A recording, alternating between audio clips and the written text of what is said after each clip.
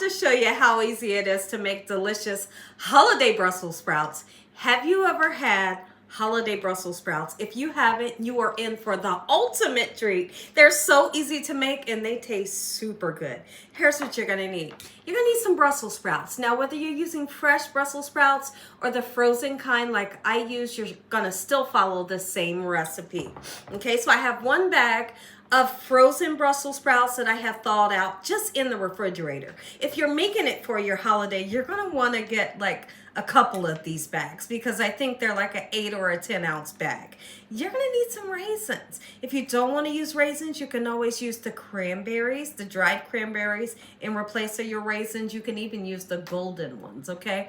We got a nice, beautiful red onion here and real bacon bits. If you don't wanna use this kind, you can always cook up some bacon, get it nice and fried. You're gonna need some spices to make everything come together and taste magnificent. We're gonna be using some butter.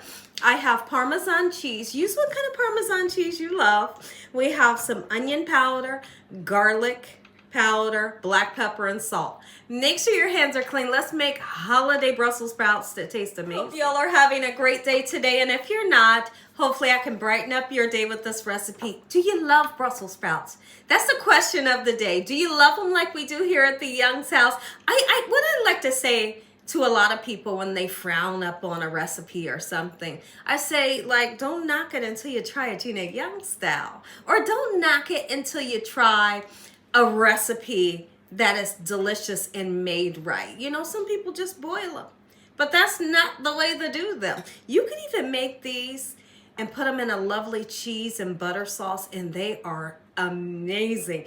I can't wait to share that recipe with you. But let me know, have you experienced these? Do you like them? Do you love them? Do you hate them? Did you grow up on them? Let's go ahead and take our Brussels sprouts that have been frozen. We kept them in the bag overnight so that they could thaw.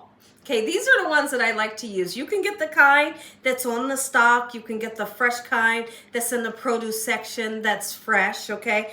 But these are the kinds that I like to use. What we're gonna do, we need to take them and cut them open.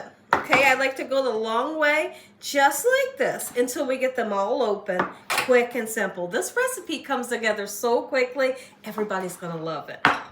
You get your Brussels sprouts nice and sliced down. Let's take this time to cut up a beautiful red onion. And honestly, because I'm making a small amount, I'm just using a little tiny bit. You want that color and you want that pungent flavor from this red onion. And I like to use the red onion because it really makes the dish shine nice and bright for the holidays, you know? Okay, so let's go ahead and get that chopped down. In the meantime, I have a second pan here with a little bit of cooking oil. You could even use butter if you want to. You're going to render down your bacon. Since I have already cooked bacon, I'm just going to throw it into the pan to heat it up. And we're going to saute up this onion with the bacon. If you're using fresh bacon, of course, you're going to put it into the pan until it's nice, beautiful, golden brown and super crispy. And then you saute your onions right with it in the same pan. Of course, my eyes are watering like a waterfall from those onions, but it's okay. Let's go ahead and put that bacon right in with this beautiful onion here. Now, listen, if you're using fresh bacon and you're frying it up, use a little bit of that bacon grease to cook your Brussels sprouts. If you happen to have little tiny Brussels sprouts like this, don't get rid of them. You just don't have to slice them. You can cook them just like this. So now that my pan is nice and hot, you can see that really only the amount of oil that I have there is just enough to coat the bottom of the pan. That sizzle right there is what you want to hear. And you want to take these Brussels sprouts and put them on the pan this side down. And of course, once that gets nice, beautiful, and golden brown, we'll come back and flip them over. Put a small tad of butter in here so that I can get a nice char onto these Brussels sprouts here, because the char color means good flavor onto these. And take your time. This is something that you don't want to rush. Okay, and I also put about 1.5 tablespoons of butter in my pan with my bacon and this beautiful red onion. Once you see that that onion has begun to kind of get translucent a little bit in color and soften up, you can go ahead and turn this pan on. I'm getting a nice char onto them, and that is what I'm looking for. Oh my goodness. Look at that. That's the flavor that we're looking for.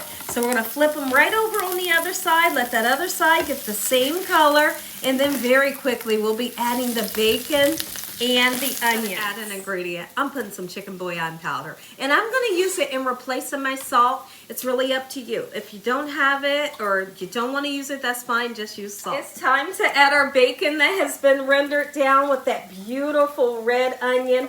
Don't overwhelm the recipe with too much onion.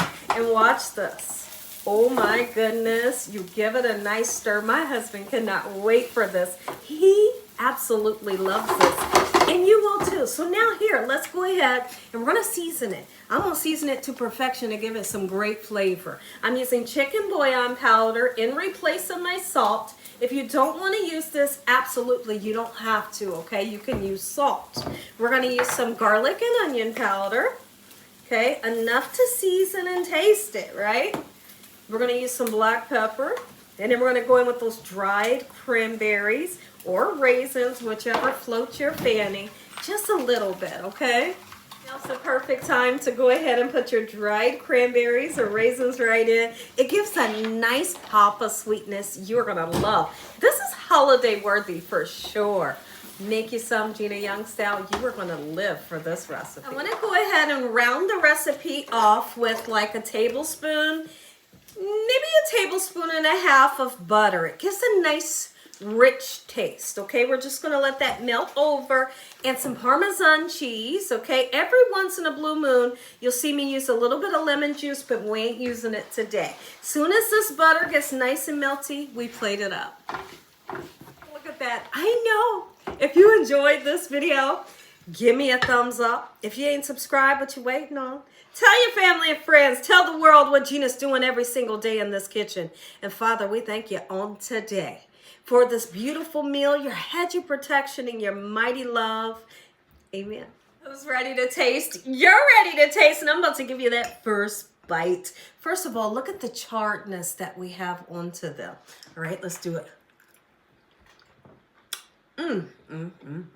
Are you kidding me? This right here, it's so good.